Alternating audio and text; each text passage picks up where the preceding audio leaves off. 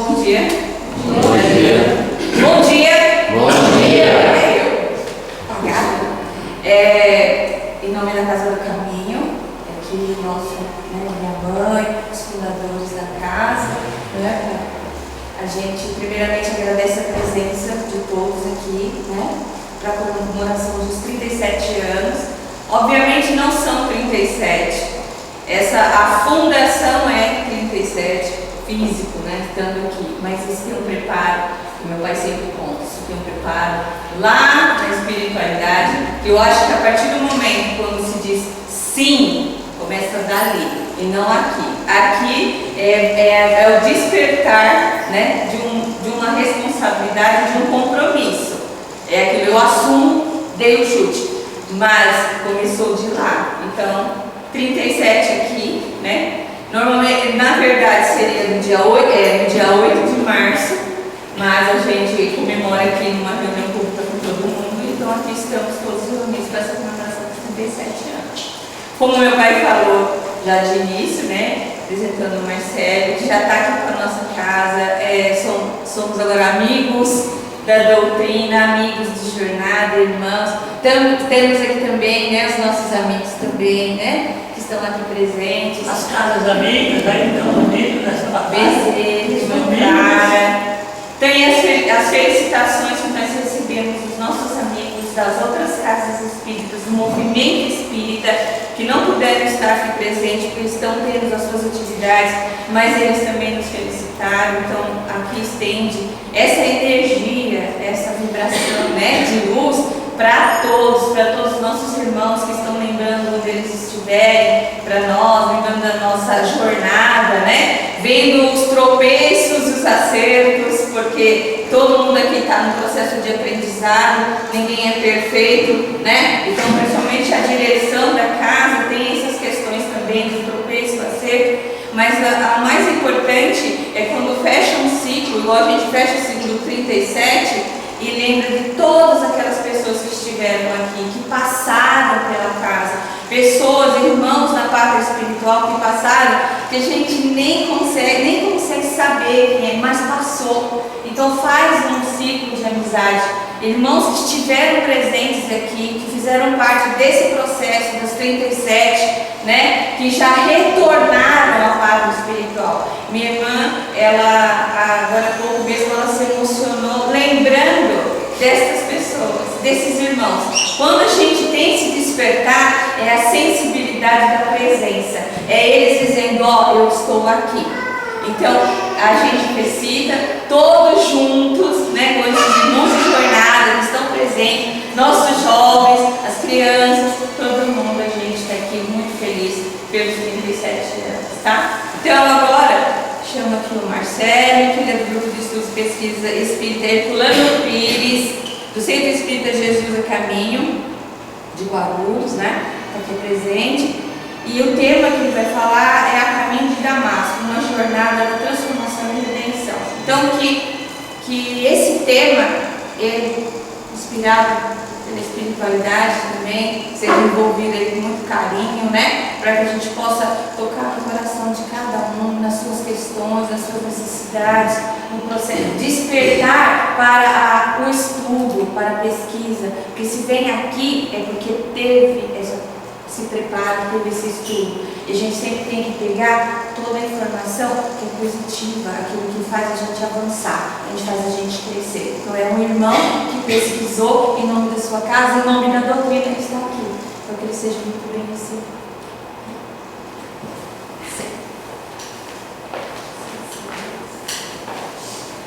Bom dia a todos. Bom dia. Bom, gente, participar de um momento comemorativo como esse, 37 anos de casa espírita. Como já foi dito, muitos corações por aqui passaram. Muitas pessoas receberam conteúdo, muitas pessoas receberam sentimentos, emoções. Muitos aqui chegaram com as suas dores, com as suas aflições, com seus questionamentos, e eu tenho certeza que todos aqueles que viemos nas casas, a essa casa espírita com o propósito de encontrar, com certeza encontrou.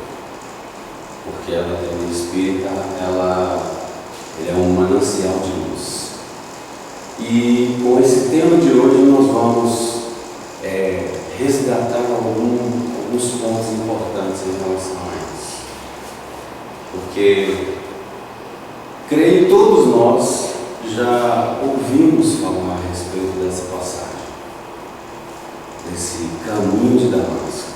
Quem já leu isso, seja através da obra psicografada por Chico Xavier, de Paulo Estevam, ou até mesmo a leitura feita em Atos dos Apóstolos, que é o último livro do Novo Testamento, onde está narrada essa passagem.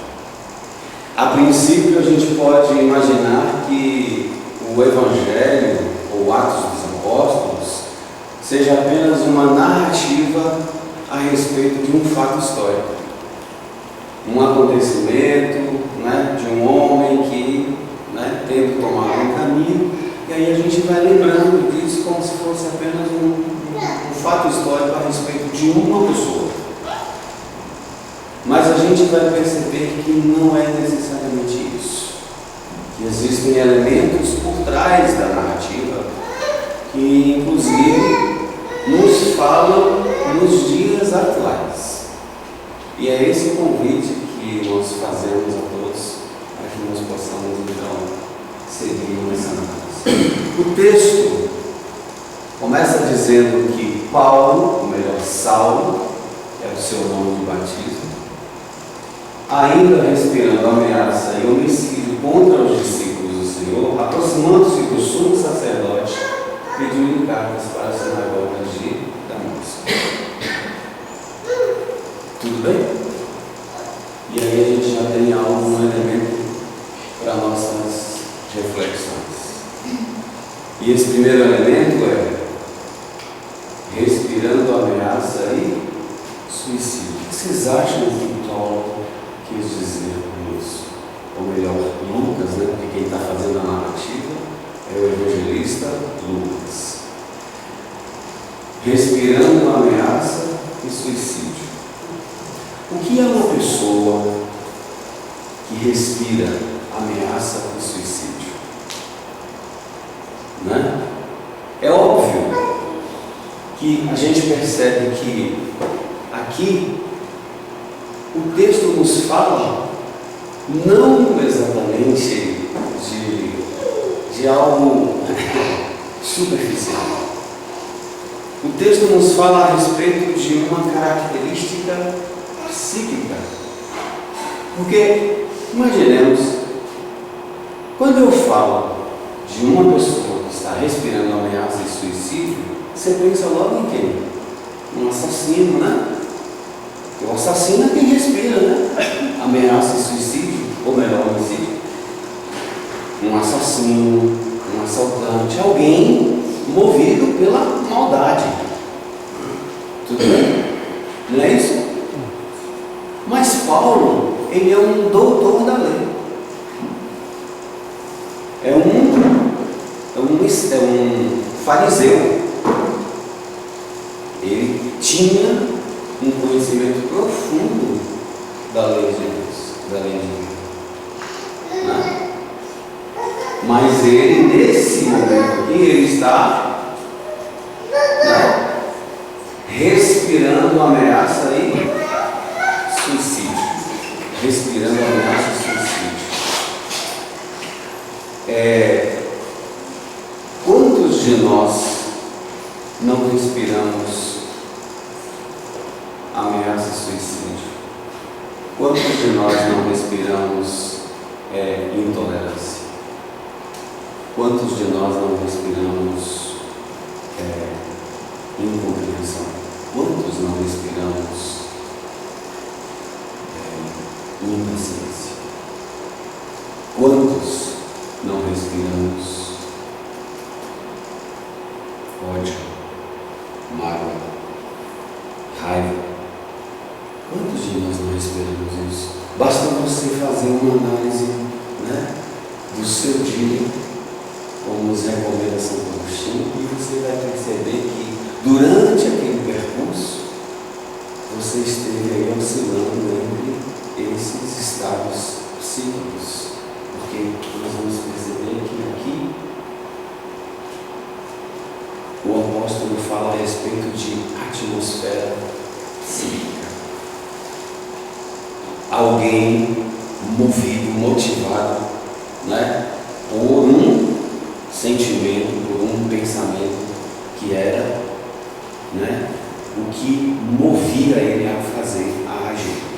Tanto que em Jerusalém ele já havia preso ou prendido vários seguidores.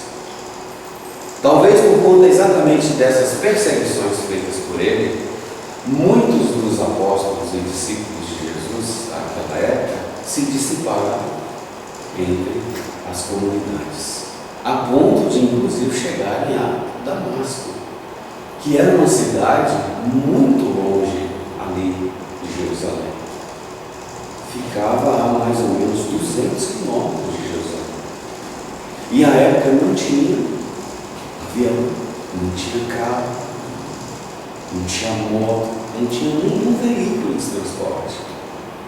Então, né, eles faziam essas peregrinações a pé ou a camelo. Quem tinha mais, né, recursos, né, fazia essas jornadas aí a camelo, porque eram demoradas, né, eram extremamente difíceis. E além disso, nós estamos falando de uma região desértica, onde de dia faz muito calor e à noite frio. Você imagina como é que não seria isso? Então Paulo, ele vivia nessa atmosfera. Qual é a minha? Em que atmosfera eu respiro? Em que atmosfera eu respiro? O que eu vivo? Já pararam algum momento para refletir sobre você enquanto forma de reação? Como é que você reage às situações, às circunstâncias, aos problemas, às dificuldades? Sobretudo aqueles momentos em que exigem de você controle, paciência, uma perda de um ente querido, uma notícia eminente de um acidente com alguém que você muito ama, um revés financeiro, uma demissão eminente. Como é que você lida com essas situações? Que atmosfera que você respira vivendo essas situações e circunstâncias? Em que atmosfera você se encontra? E ele segue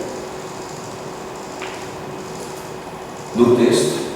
Após isso, essa era a atmosfera em que Paulo se encontrava, e movido por esse ímpeto de prender pessoas, ele então dirige-se, né, ao sumo sacerdote, a autoridade máxima do judaísmo, né, pedindo-lhe cartas de concessão, para que, ao chegar em Damasco, as sinagogas de Damasco pudessem validar a ação, a atitude dele. Que ele chegasse lá e encontrasse apoio nesse intento de prender os seguidores de Jesus, aqueles que já se propunham a seguir, né, Jesus. E aqui nós vamos parar em outro ponto de análise: intenção e pretexto. Intenção e pretexto. Com o pretexto de fazer tal coisa, não é assim? Ele vai ao sumo sacerdote e pede cartas. Mas isso não acontece com a gente também? Quando você está com raiva, quando você vive uma situação, por exemplo, sobretudo de fraude. E aí você tem aquele ninho, não, mas não pode, como pode isso? Você não fica buscando pessoas para validar a sua ação, a sua atitude? Mas fulano, aconteceu isso e isso. Nossa, foi mesmo, foi. Você não acha que eu tenho razão? Não é assim que a gente faz. É assim que a gente faz. A gente fica buscando, né? A gente fica argumentando ou usando pretextos para fazer o que a gente sabe que é errado, para fazer o que a gente não gostaria que se fosse feito conosco, mas a gente faz. A gente faz. A exemplo de Paulo, a gente fica buscando cartas ao sumo sacerdote para justificar as nossas ações, os nossos equívocos. Nós fazemos isso. Todos nós fazemos isso.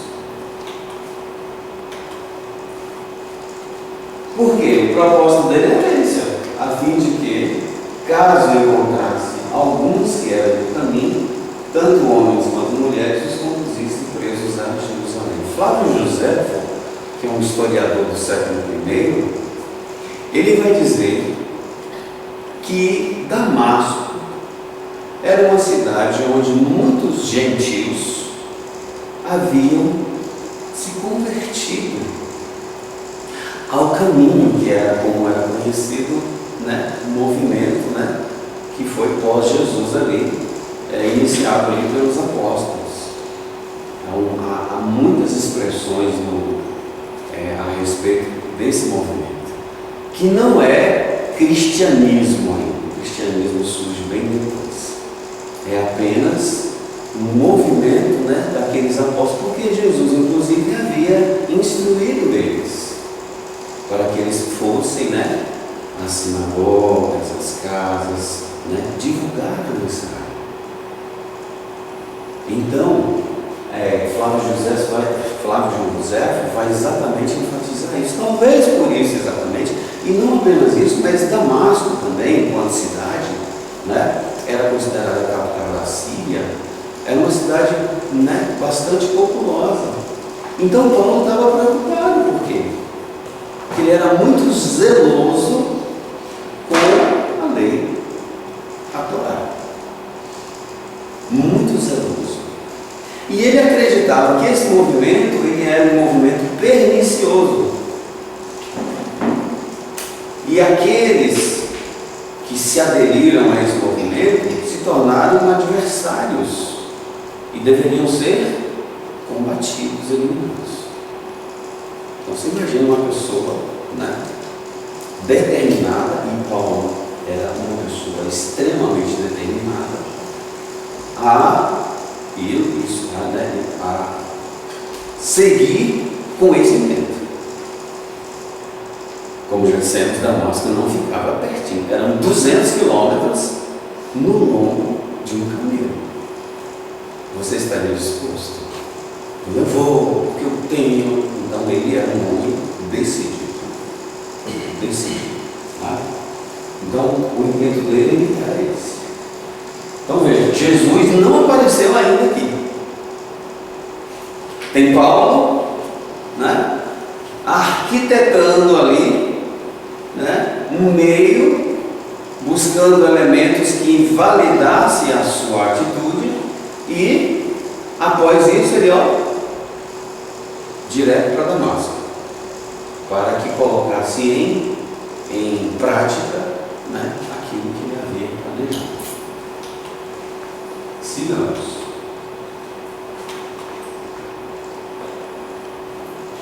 Aí acontece algo.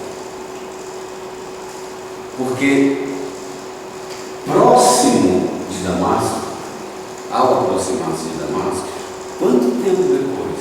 Não sei. Uma semana, 15 dias, não sei. Mas há ao aproximar-se de Damasco, repentinamente, se eu chegasse para vocês aqui agora e descrevesse uma pessoa que respirava ou que respira ameaça e suicídio, ameaça e homicídio, e dissesse assim para você: olha, gente, parece um milagre, mas essa pessoa caiu por terra e mudou completamente. Você acreditaria nisso? Então, assim, humanamente falando, Paulo seria a última pessoa que nós diríamos assim: não é possível que esse homem, né, tenha se transformado assim, da água para o vinho, porque foi uma coisa assim. E aí você talvez pense assim: nossa, foi um milagre. Jesus fez um milagre na vida desse homem. E a gente vai perceber que, como no início nós nos referimos a Paulo descrevendo aquilo que se passa no íntimo da criatura e não naquilo que a gente observa exteriormente, assim também acontece com todos nós. Porque Jesus perscruta o íntimo de cada um. Jesus, Deus não nos conhece pela forma como nós nos apresentamos, porque nós mascaramos o nosso caráter. Nós não nos mostramos como de fato somos, por vergonha, por temor, não é assim? Por orgulho, a gente se esconde. Mas, observe, ao prosseguir, sucedeu que ao aproximar de Damasco, repentinamente, uma luz do céu brilhou ao redor dele. Em Atos 26, ele vai descrever, é Paulo mesmo quem está falando, em 26. Aqui nós estamos usando Atos 9, capítulo 9. Mas em Atos 26 ele vai dizer que isso aqui aconteceu ao meio-dia. Vocês já imaginaram o sol no deserto ao meio-dia, nenhuma nuvem no céu, e uma luz foi capaz de brilhar mais do que o sol? Mais do que o sol. E talvez você esteja acreditando assim: rapaz, então foi uma coisa mais estrondosa. Mas tem alguns outros elementos que a gente vai analisar que não foi uma coisa apenas física, não foi um ato físico, uma explosão, não foi nada disso. Por quê? A luz brilhou no céu ao redor dele, ele não estava sozinho lá. Por quê? A intenção dele era prender os seguidores de Jesus. Então ele, após ter recebido cartas de apoio do sumo sacerdote, a autoridade máxima do judaísmo, que validou a ação, um homem que deveria prezar, né, pela mansuetude, pela união, e não pela matança, pela prisão, pela maldade. Depois disso, né, ele chega e viu, né, uma luz que brilhou e aí acontece uma coisa interessante. Ele cai, caindo por terra. E você deve estar imaginando assim: nossa, ele caiu de caminho. Viu uma luz tão forte? Foi uma manifestação física? Foi. Por quê? Porque não apenas ele percebeu. E para que ele tivesse caído, imagine, não é assim? Você já viu alguém que já andou de cavalo? E o cavalo deu aquele susto e você caiu. E o cavalo também, né, vê, ele enxerga. Ele está suscetível a, né, sofrer qualquer tipo de abalo, não é assim? Por conta de uma coisa, de um episódio. Se foi uma coisa repentina, estou aqui andando, de repente, pum,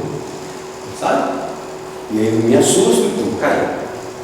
E não aconteceu apenas com ele, porque os soldados, porque ele levou os soldados com ele, porque se a intenção dele era prender, ele não ia fazer isso sozinho, ele precisava de uma guarnição para poder ajudá-lo nesse intento. Né? Então veja, ele caiu por terra e ouviu uma voz que ele disse: Saulo, Saulo, por que me persegues? Saulo é o nome hebraico de Paulo. No capítulo 26 de Atos, ele diz assim, que Jesus, essa voz, que ele ainda não sabe, a voz se manifesta. Isso é um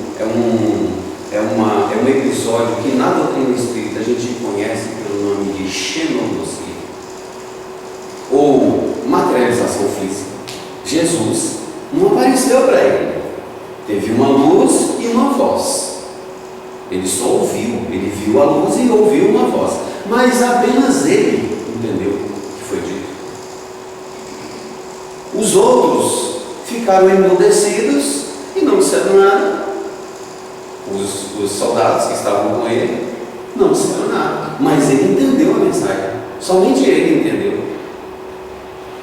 Só ele. Porque no capítulo 26 ele fala assim que o dialeto usado pela voz foi um dialeto hebraico. Um fato histórico importante os judeus da época, eles vinham de séculos de escravidão na Babilônia. Na Babilônia se falava aramaico. Então eles não sabiam mais. Eles não tinham mais contato com a língua hebraica. Isso eles haviam perdido. É a mesma coisa de alguém que sai daqui. Você sai daqui e vai para os Estados Unidos, você ainda fala português e fala inglês. Aí lá você se casa, digamos, aí os seus filhos, não é assim? Os filhos ainda, ficaram parentes aqui, então os filhos ainda aprendem um pouquinho do inglês e do português. Os netos já não falam mais. Os netos falam apenas inglês. Então, da mesma maneira, os soldados, que língua que eles falavam? Aramaico. Mas Paulo, ele era um homem douto, ele sabia, como ele tinha várias cidadanias, ele também sabia falar. Ele sabia o grego, ele sabia o aramaico, ele sabia o hebraico. Então, mas aí você fala assim, não, mas então, o que isso quer dizer? Quer dizer que quando Jesus quer falar com você, ele se dirige a você. Ele não se dirige a todo mundo. Emmanuel tem uma frase interessante em um dos seus livros, ele diz assim: o Evangelho segue conquistando, passo a passo, um coração por vez. Um coração por vez. Porque o Evangelho não fala para multidões. O Evangelho fala com cada um. É por isso que Jesus chama pelo nome de Saulo, o próprio. Marcelo. Ele não diz humanidade, brasileiros, não, é intimamente, é pessoal. Jesus fala com cada um de nós, pessoalmente. Aí Jesus pergunta então, a voz pergunta: por que me persegues? Ele estava perseguindo a voz? Por que me persegues? E quando surge essa pergunta, quem pergunta não quer uma palestra espírita, não quer explicações dogmáticas, não quer ser instruído, não quer isso. E a pergunta não é, quem pergunta não quer uma resposta, para ele não. Ele quer que você se questione. Ele quer que você questione o porquê disso. Mas espera lá. Sendo eu espírita, tendo conhecimento da doutrina, da reencarnação, Sabendo eu que fora da caridade não há salvação, por que eu ainda mantenho uma atmosfera psíquica humana? Por que eu ainda alimento em mim inveja? Se eu sei que a inveja é um sentimento inferior, e se eu sei que os sentimentos inferiores me afastam de Deus, por que eu ainda continuo? A pergunta não é para uma... A pessoa que está perguntando não quer uma resposta. Tanto que ele não dá. O que ele diz? Olha só. Aliás, eu posso sentir da palavra da pergunta de Jesus. Estou falando de Jesus porque já sabe, né? Já leu o texto. Sabe o que foi Jesus que manifestou isso ali? Mas a pergunta não é para ele. Jesus não está querendo uma resposta. Quando ele pergunta para mim, por que você ainda continua do jeito que você está? Porque eu poderia dizer assim, porque eu sou espírito imperfeito. Quantos aqui não já ouviram isso? Quantos aqui, para justificar a sua preguiça moral, você fala assim, não, a gente reencarna quantas vezes forem necessárias, então não precisa se preocupar agora. Eu durei muitas encarnações na vida. Eu vou voltar várias vezes. Mas a questão não é essa, a questão é o que você está fazendo hoje, agora. Kardec vai dizer assim, olha, trabalhe para não precisar voltar mais à Terra. E tem gente doida para voltar.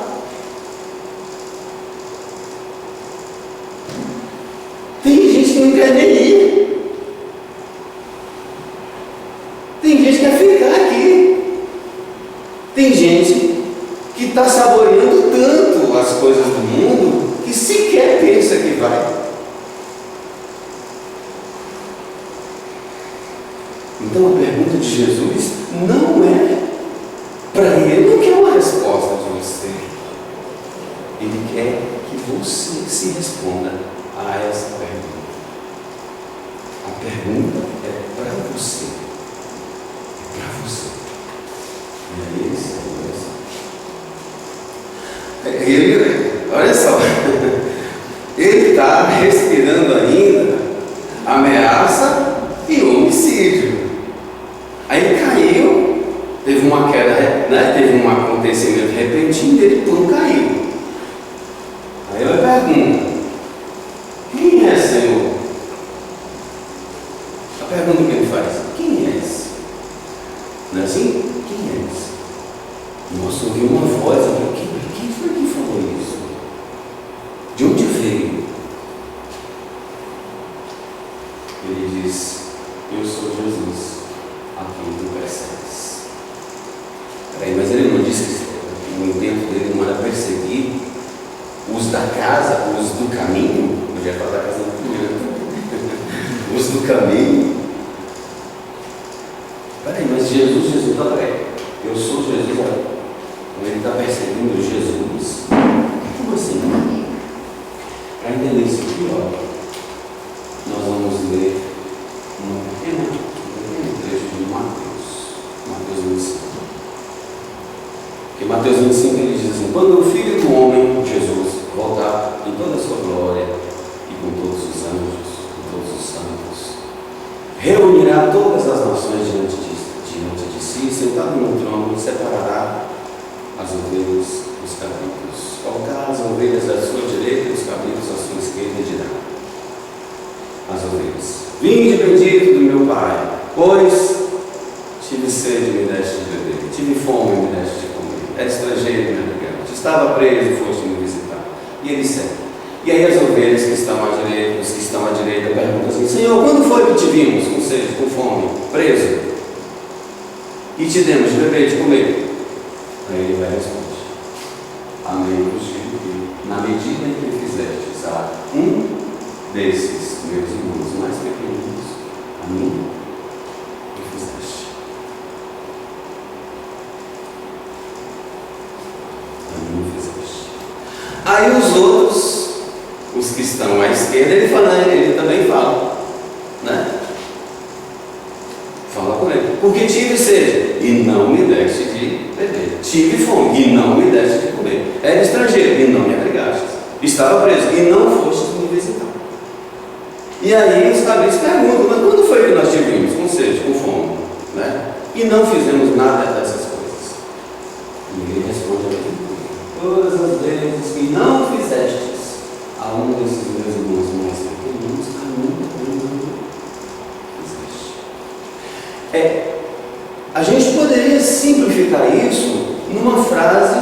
que é bem conhecida na doutrina espírita.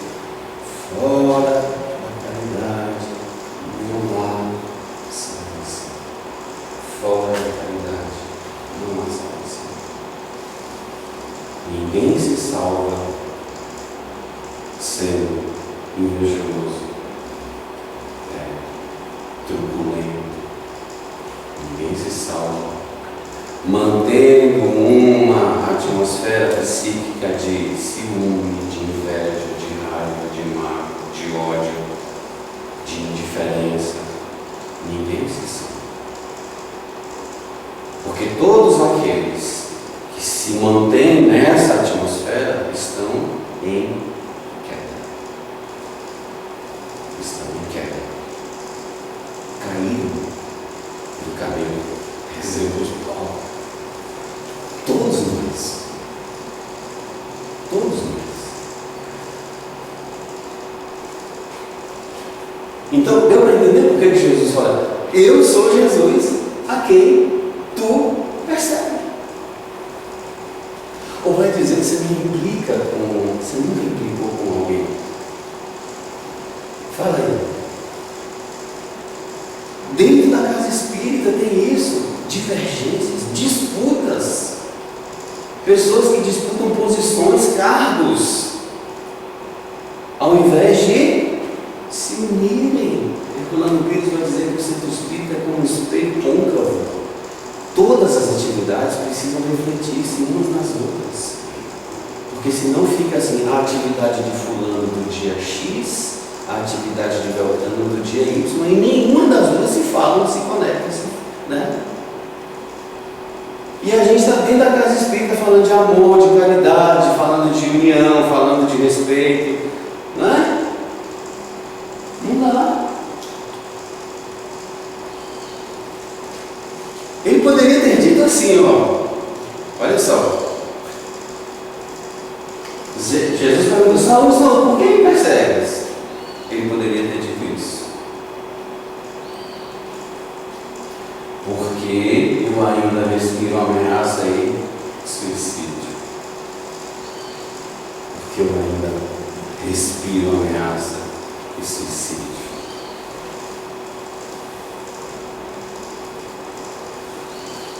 Marcelo, por que você ainda me persegue? Por quê? Você sabe o que é certo fazer? Por que você não faz?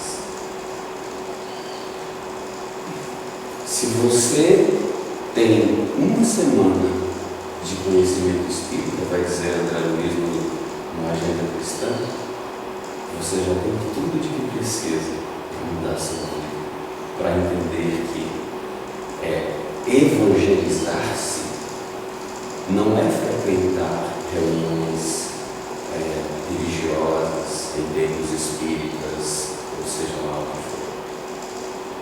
Não é você manter uma rotina, é você transformar o seu coração, porque a espiritualidade genuína é o que a religião pode transformar você para melhor.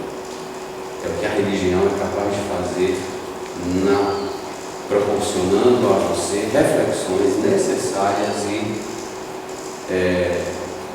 suficientes para você entender assim: olha, eu preciso mudar esse caráter, eu preciso mudar essa postura, eu tenho que ser mais, ou deixar de ser, porque isso é agir de encontro à lei de Deus. Porque se Deus diz: amai, veja Jesus, é por isso que Jesus foi considerado um contraventor do judaísmo. Porque ele mesmo diz: ouviste o que foi dito aos antigos, eu porém vos digo. Pronto, causou intriga. Mas como é que é isso? Moisés fala uma coisa, você está dizendo que não, que é outra. Como é isso? É porque Jesus mexe com a nossa intimidade. Jesus faz com que nós pensemos, reflitamos, vê se pode. No momento da prece você está ali, né? Você faz todo um draminha, né? Senhor, nos dê paz, tranquilidade. E daqui a pouco você já está se impacientando com alguém que passou na sua rua e jogou um objeto lá, uma sujeirinha lá. Como é que pode isso? Que falta de respeito com os outros. Não é assim que você faz? A gente faz isso. Mas na hora da prece a gente fala: oh, Senhor, perdoe os meus pecados. Eu sei que eu sou espírito imperfeito. Então, você mostra, nós nos mostramos uma coisa, mas nós não nos mostramos tal como somos. E aqui um detalhe para você, talvez você não saiba.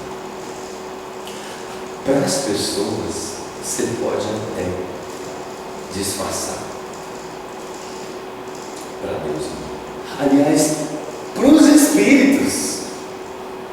É por isso, por exemplo, que o próprio Paulo depois vai dizer assim: vivemos e nos movemos sob uma nuvem de testemunhas. Essa nuvem de testemunhas que nos rodeia, só nos rodeia por afinidade. É por isso que as suas companhias guardam relação com a sua atmosfera psíquica.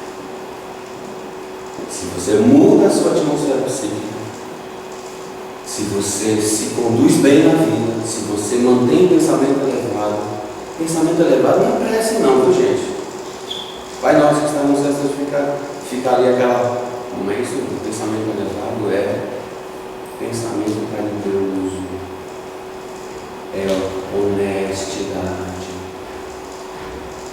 Isso que é pensamento elevado, é compaixão, é indulgência, benevolência, isso é pensamento elevado. Diferente de pensamento inferior, ciúme, inveja, raiva, mágoa, ódio, nossa senhora, aquela pessoa. E a gente faz isso tão automaticamente que nem está. Então Paulo poderia ter respondido: por que eu ainda respiro ameaça aí? Suicídio. Ou eu estou com essa ameaça e homicídio, gente. Ameaça e homicídio. Suicídio é Judas, né? Já foi, já passou já. E aí Jesus vai falar com essa pergunta: o que ele está fazendo? O que ele faz com todos nós? Ele diz assim: olha para dentro de você. Faz sentido? Faz sentido você sendo espírita, sendo evangélico, sendo católico, se autoproclamando uma pessoa espiritualizada? Faz sentido manter-se numa atmosfera de ódio, de mágoa, de raiva? Não parece ser incompatível? Pensa aí. Não parece? Peraí. Se eu quero me aproximar de Deus, e se eu sei que aproximar-me dele significa felicidade, perfeição, equilíbrio, mas ao mesmo tempo eu continuo validando essas atmosferas psíquicas, ou buscando validação para mantê-las. Fulano, você não acha que eu tenho razão? Tudo bem, eu fui duro, mas você não acha que eu tenho razão nisso que eu disse, nisso que eu falei, nisso que eu fiz? Você fica buscando cartas, né? Pedindo cartas ao sumo sacerdote para validar, né, as suas ações. E aí Jesus, isso não está no capítulo 9, está no 26, porque no capítulo 26 ele diz que Jesus fala assim: Saulo, Saulo, por que me persegues? Duro é para ti recalcitrar contra os aguilhões. Na época ali de Jesus, a agricultura, né? Tanto que Jesus vai usar essa mesma referência quando ele fala sobre o jugo. Lembrando, meu jugo é leve, o meu jugo é suave, né? Meu fardo é leve. O jugo era aquela peça que colocava nos bois, e aí o boi puxava o estrado, né? Para a terra. E o boieiro, ele usava um aguilhão atrás, porque se o boi desse um coice, ele feriria a perna nesse aguilhão, como se fosse uma ponta assim, de prego. E aí Jesus faz essa referência com ele: dura para te recalcitrar contra os aguilhões. Você acha que você consegue?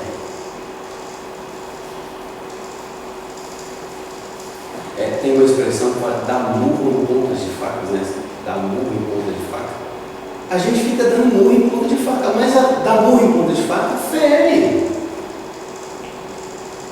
Que é uma consequência natural de todos aqueles que nos desviamos do caminho reto, daqueles que pecamos, cometemos pecados. É dar murro em ponta de faca, é recalcitrar contra os aguilhões. E essa é uma atitude. Recalcitrar contra os aguilhões é não submeter-se à lei de Deus. É você advogar em causa própria. Ou vai dizer que você nunca fez isso? Por que comigo? Olha esse meu vizinho aí, leva uma vida toda desregrada, e eu aqui vou para o centro todo dia, aplico passe. Por que comigo? Você fica colocando Deus em xeque, questionando. Mas ao mesmo tempo você fala assim: não, porque Deus é soberanamente justo e bom. Porque tem alguma coisa errada aí, né? Ou Deus é você. Não é assim não, gente? Não é isso? A gente faz isso. Dúvida para ti, recalcitrar entre os aguilhões. Ele não está caído? Ele está caído, não está? Aí Jesus fala com ele o quê? Mas levanta-te, entra na cidade lá que te será dito que é necessário fazer.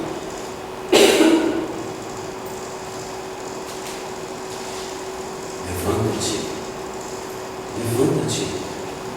Para ter com Deus, se nós de fato quisermos avançar no processo evolutivo, se nós de fato quisermos nos tornar espíritos bons, nós precisamos nos levantar.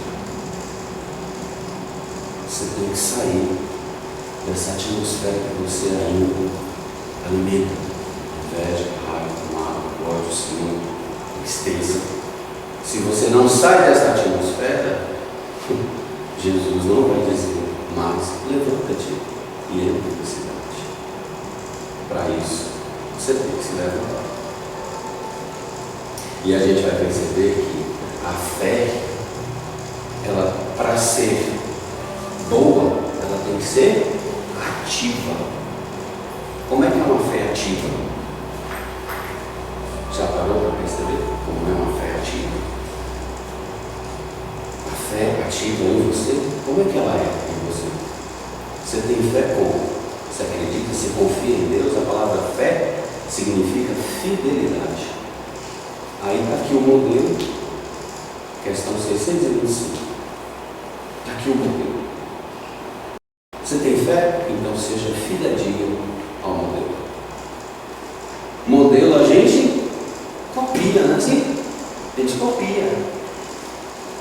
Copia. Opa, você fidedigno ao modelo. Vou copiar. Nossa, esse modelo aqui é perfeito.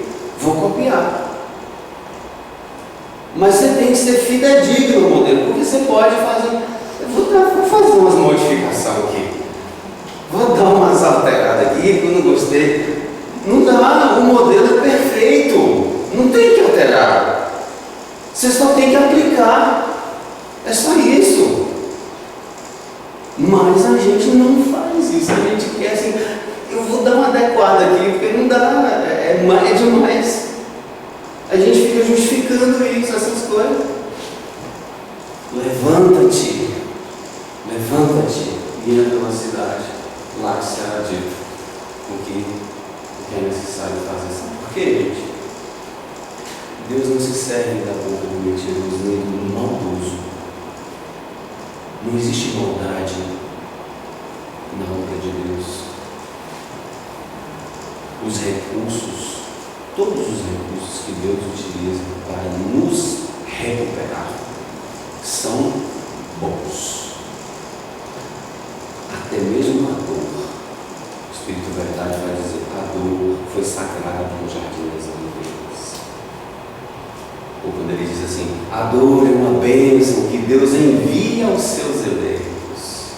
Jubilai-vos, pois, por Deus ter nos marcado com a dor na terra, mas para a glória no céu. Por quê? Porque o objetivo, a finalidade da dor, do sofrimento, das agruras, das dificuldades, dos desafios pelos quais nós passamos na vida, ela é boa. Qual seria ela? Conduzir-nos de maneira mais rápida a um estado de felicidade. Você não quer ser feliz?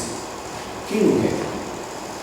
Todos queremos ser felizes, mas a felicidade real não está relacionada a bens, a posição social, a riquezas do mundo. Porque todo mundo é passageiro. Você vai morrer. E eu também. E o que importa é o que você leva. São os tesouros da alma. Isso aqui. Então ele diz: levanta-te, entra numa cidade lá de Serafim.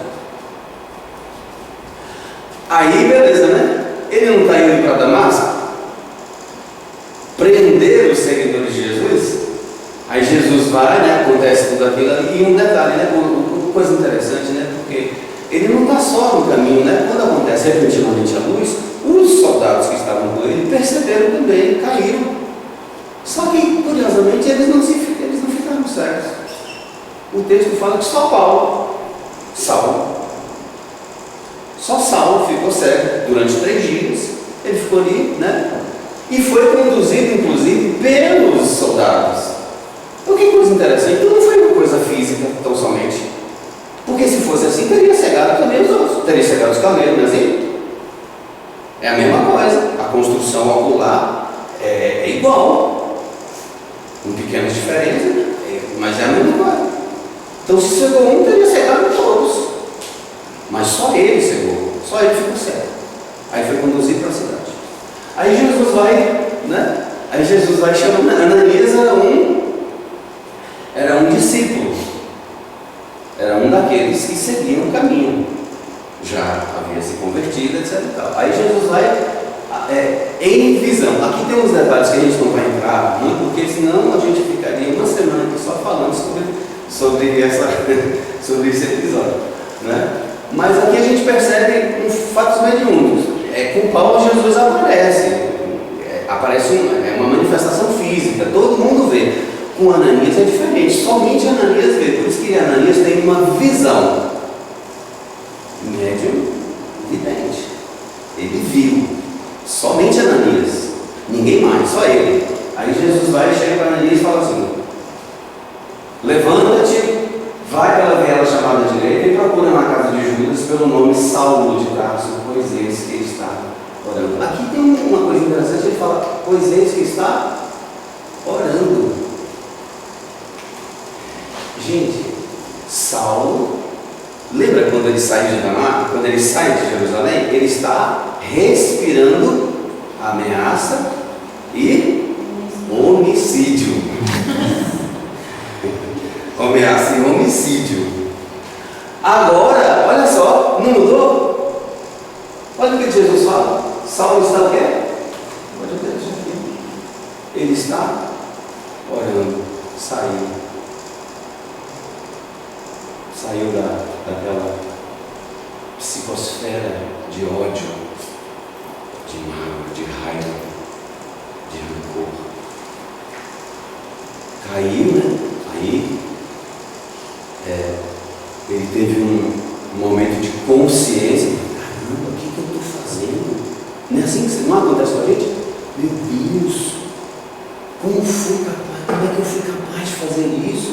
Como fui capaz de dizer essas coisas? Um ato de consciência. Ele está orando, né? Mas o curioso aqui é que Jesus fala com Ananias a mesma coisa, levanta-te. Aí você fala assim, não, ele estava sentado, ele levantou, estava deitado. Não. Ele não estava deitado. O levanta-te aqui tem a ver com isso aqui. Ó. Olha só, Ananias está assim. Ele fala com Jesus, né? Em pensamento está falando. De muitos tenho ouvido a respeito desse varão, falando de Saulo. Quantos males fez aos teus santos em Jerusalém? Aqui ele tem a autoridade dos sumos sacerdotes para prender a todos que invocam o teu nome. Quer dizer, ele está querendo me prender, tu quer que eu vá até lá? Você está me mandando até ele que quer me prender? Como é isso? Então é um coração inseguro. Você iria? Está vindo uma pessoa com um mandato judicial, né? Já tem todas as prerrogativas para te prender. Aí Jesus fala assim, não, pode ir. Seria. Ao encontro dessa pessoa. Seria mesmo. Pensa aí. E a Ananias está desse jeito, meu, peraí, você está me mandando lá. É isso mesmo. Eu entendi direito, é isso mesmo que você está querendo? É. Mas aqui tem um fato importante. Ele deixou de ser o perseguidor. Ele não é mais o perseguidor. É o vaso escolhido. É o vaso escolhido. Já estamos concluindo, tá, gente?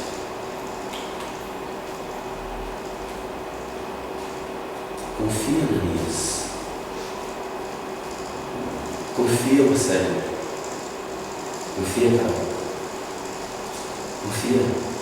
A fé significa fidelidade. Você não acredita nessa proposta que você recebeu, não? Você não acredita nos ensinamentos que a doutrina te dá, não? Você não se esclareceu ainda em relação a eles, não? Eles não significam nada para você, não? Eles representam apenas conceitos, informações a respeito de um processo que talvez seja ou não real. Confia. Confia, porque é real. O Espírito Verdade, no capítulo 6 do Evangelho, diz assim: o Espiritismo é o supremo apelo de Deus às vidas. Supremo apelo de Deus às vidas. Supremo é último. Superior. Lembra do Supremo Tribunal Federal? A última instância. Por isso que ele é o Consolador prometido por Jesus.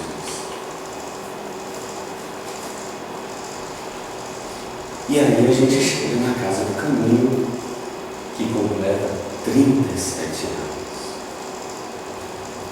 37 anos. Há 37 anos que eu já ouvi a história. Quem não ouviu, relata, inclusive, escreve a história. Não sei se vocês já fizeram isso. Escreve a história para deixar registrado de como foi que isso aqui surgiu. Porque surge, como foi dito no início, é um projeto que tem origem no plano espiritual, por espíritos que, não tendo mãos operosas no mundo, precisam das nossas. Nós é quem temos que ofertar as mãos a eles, porque nós é que estamos. Então eles se valem daqueles que aqui estão. Então chega e fala assim: vamos trabalhar? Você é o vaso escolhido para essa tarefa. Vamos trabalhar? Você quer, de fato? E assim acontece com todos aqueles, não é só os dirigentes da casa espírita, não, você, todos nós. Todos. Você confia? Você confia nessa casa? Você confia no Espiritismo? Na sua proposta? Você consegue entender que o Espiritismo é Jesus brilhando para a humanidade?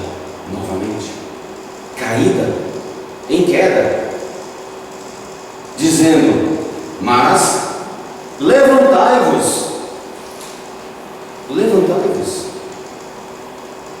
Porque o propósito de nós aqui não é outro senão nos regenerar dos nossos erros, das nossas imperfeições, das paixões que nós alimentamos durante inúmeras existências. Esse é o propósito. Não é você se tornar douto, erudido em espiritismo e religião, mas é você transformar o seu coração, porque Deus fala aí dentro. Deus fala aí dentro de você, de mim e de todos nós.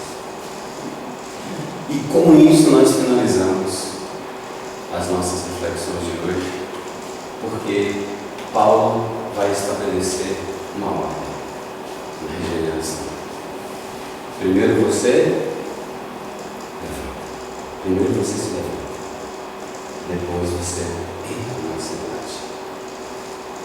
E somente lá te será dito o que fazer. Enquanto isso, aguarde instruções. Um bom dia.